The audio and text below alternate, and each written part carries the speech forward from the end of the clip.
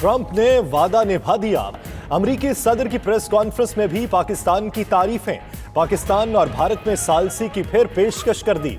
बोले मोदी से पाकिस्तान और सालसी के मुताल्लिक बात हुई।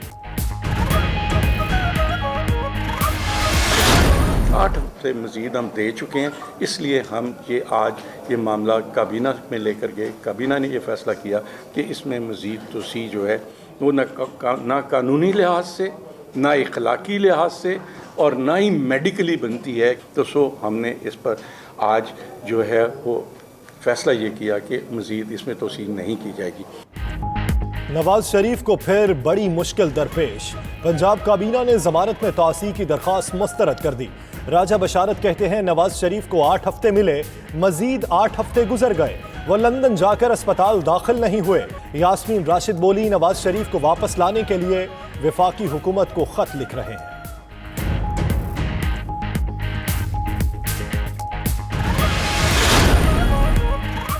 शहबाज शरीफ ने नवाज शरीफ की जमानत मंसूखी के मुतालिक हुकूमती फैसले की मजम्मत कर दी।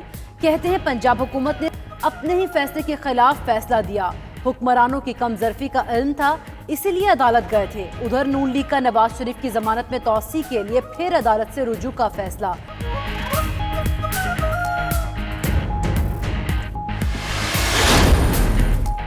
लीगी रहनुमा शाहिद खाकान अब्बासी और एहसन इकबाल की भी जमानतें मंजूर। इस्लामाबाद हाई कोर्ट का 1-1 करोड़ के मचलकों के एवज रिहाई का हुक्म।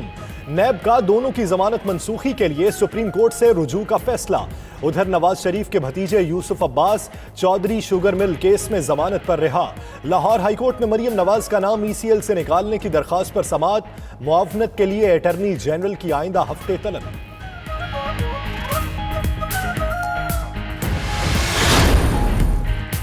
विफाकी काबीना का इजलास, कसीरुल मंजिला इमारतों की इजाजत समेत कई एजेंडा आइटम्स भी मंजूर। कामयाब खारजा पॉलिसी, बिजली की कीमतें न बढ़ाने और रिलीफ पैकेज पर वजीर आजम को खराज तहसीन। मरीम नवाज, नवाज शरीफ, शाहिद खाकान अब्बासी और एहसन इकबाल के मामले भी जेर बहस आए। उधर इत्तेहादी जमातों के वज़रा खालिद मकबूल सिद्दीकी और तारिक बशीर चीमा भी फिर इजलास में शरीक न हुए।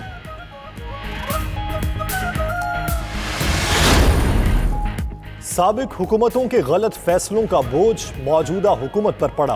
काबीना इजलास के बाद फिरदौस आशिक की मीडिया को ब्रीफिंग। कहा माजी की हुकूमतों के मुआहिदों पर अमल दरामद करना मजबूरी बना, इसी वजह से बिजली और गैस की कीमतों में इजाफा हुआ। मजीद कहा हुकूमत ने आला ज़रफ़ी दिखाते हुए नवाज शरीफ को इलाज की सहूलत दी। काबीना ने सहाफ़ियों के तहफ़्फ़ुज़ के लिए बिल की मंजूरी भी दे दी।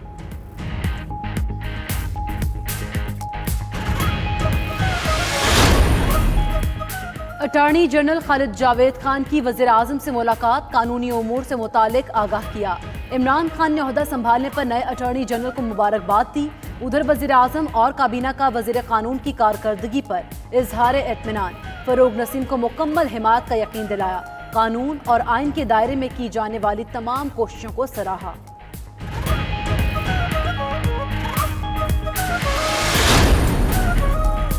शोबाजी नहीं चाहिए, वज़ीर आज़म का यूटिलिटी स्टोर्स पर तस्वीर लगाने पर इजहार बरहमी। इमरान खान ने यूटिलिटी स्टोर्स पर लगाई गई तस्वीर फौरी हटाने का हुक्म दे दिया। कहा मकसद अवामी फलाह है, अपनी तशहीर किसी सूरत नहीं चाहता। हुक्म मिलते ही यूटिलिटी स्टोर से तस्वीर रातों रात हटा दी गई।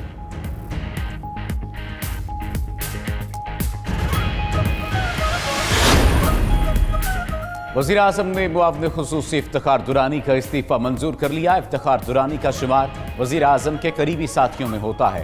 इफ्तिखार दुरानी ने आम इंतखाबात, पनामा केस और फाटा इलेक्शन में पार्टी के लिए भरपूर किरदार अदा किया। कहते हैं वज़ीर आज़म की हिदायत पर पार्टी के लिए किरदार अदा करते रहेंगे।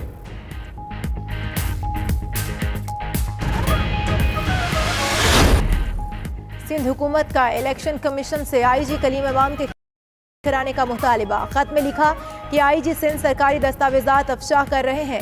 इससे कबल IG सिंध भी उमरकोट में ज़िमनी इंतखाब की सिक्योरिटी पर इलेक्शन कमीशन को खत लिख चुके। कहा कि पुलिस में सियासी असर रसूख बरकरार है। उमरकोट में ज़िमनी इंतखाब से कबल डिप्टी कमिश्नर और SSP तब्दील किए जाएं। मुल्क भर के 13 नामजद बैंकों में 12,931 हज दरखास्तें वसूल। तर्जुमान मजहबी उमूर के मुताबिक दरखास्तों की वसूली 6 मार्च तक जारी रहेगी। दरखास्त गुजार बैंक से दस्तखत और मोहरशुदा रसीदें जरूर लें। पाकिस्तान सुपर लीग का मेला कल से मुल्तान में सजेगा। दूसरे मरहले के मैच 2 दिन के वक्फे के बाद कल शुरू होंगे। कल मुल्तान में होने वाले वाहिद मैच में मुल्तान सुल्तान्स का मुकाबला पेशावर ज़ल्मी से होगा। दोनों टीमों की मुल्तान क्रिकेट स्टेडियम में नेट प्रैक्टिस। PSL 5 के दूसरे मरहले में रावलपिंडी में भी मैच होंगे।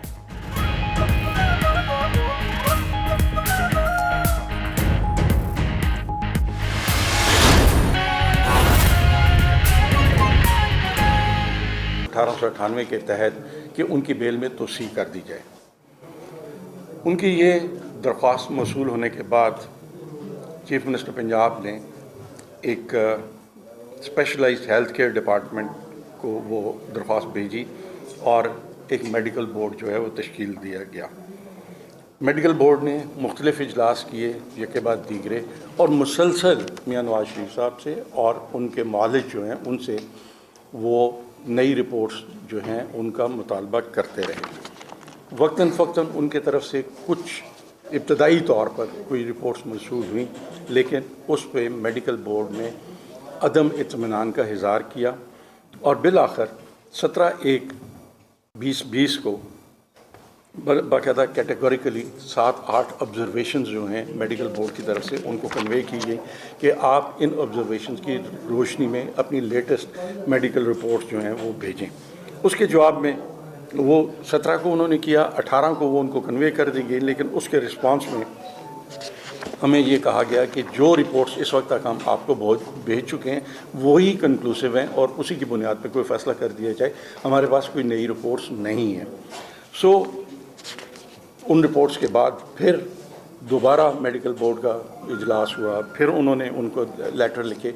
सो एक हमारा मेडिकल बोर्ड जो कायम हुआ था, उस मेडिकल बोर्ड और मियां नवाज शरीफ के जो मुआलिज हैं और मियां नवाज शरीफ, उनके दरमियान एक राब्ता रहा और उस राब्ते के नतीजे में हम मुसलसल उनसे नई रिपोर्ट का मुतालबा करते रहे।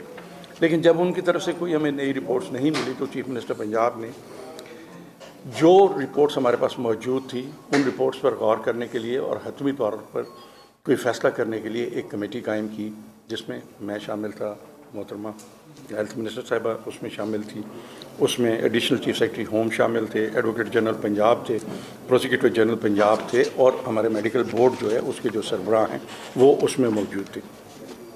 कमेटी ने 3 दिन तक मुसलसल अपने इजलास किए और आपको याद होगा कि जिस दिन पहला इजलास हमने किया उस कमेटी का, तो उस दिन इनकी तरफ से मियां नवाज शरीफ की तरफ से हमें एक रिक्वेस्ट मौसूल हुई कि ये हमें बहुत कम टाइम दिया गया है मीटिंग में आने के लिए, सो इसके लिए हमें मज़ीद टाइम दिया जाए। हमने उनकी इस बात को हमने तस्लीम किया और द वेरी नेक्स्ट डे हमने दोबारा मीटिंग रखी। उस दिन उनकी तरफ से अताउल्लाह तारड़ साहब तशरीफ़ लाए और उन्होंने ये कहा जी कि आप स्काइप पे मियां नवाज शरीफ के जो डॉक्टर हैं, डॉक्टर अदनान, आप उनका भी बयान लें। सो हमने तारड़ साहब के साथ बहुत तफसीली बातचीत की और जो मेडिकल बोर्ड की रिकमेंडेशंस के नतीजे में अपनी ऑब्जर्वेशंस थी, हमने उनसे रिक्वेस्ट की कि आप इनको क्लैरिफाई करें। इसी तरह जब डॉक्टर अदनान साहब से हमारा रब्ता हुआ तो उनसे भी हमने ये कहा कि आप तफसील के साथ हमारे जो ऑब्जर्वेशंस है आप उनका जवाब दें। लेकिन मुख्तसरन ये कि उन्होंने कहा जी कि इससे पहले हम जो आपको रिपोर्ट्स भेज चुके हैं उसके बाद या उसमें मज़ीद इजाफा के लिए हमारे पास कोई रिपोर्ट मौजूद नहीं है। सो आप जो भी फ़ैसला करना चाहते हैं आप उन्हीं रिपोर्ट्स के को मद्देनज़र रखते हुए फ़ैसला कर लें। उसके बाद फिर कमेटी के हमारे इजलास हुए और हमने जो उनके डॉक्टर के साथ तफसील से बात हुई वो कंसिडर की, तारड़ साहब से जो हमारी गुफ्तगू हुई उसको हमने देखा और उन तमाम चीज़ों के नतीजे में हमने एक कमेटी ने ये फ़ैसला किया कि मियां नवाज शरीफ जो है उनकी ज़मानत में मज़ीद तोसी नहीं हो सकती। और उसकी बुनियादी वजह ये थी कि आपको याद होगा कि जो इब्तदाई तौर पर कोर्ट का फ़ैसला था वो 8 हफ्ते के लिए था, लेकिन गवर्नमेंट ऑफ पंजाब की उनके साथ एक राब्ता और जो डिमांड्स थी मेडिकल रिपोर्ट्स इस सिलसिले में मज़ीद 8 हफ्ते गुजर गए, नज़र रखते हुए फ़ैसला कर लें। उसके बाद फिर कमेटी के हमारे इजलास हुए और हमने जो उनके डॉक्टर के साथ तफसील से बात हुई वो कंसिडर की, तारड़ साहब से जो हमारी गुफ्तगू हुई उसको हमने देखा।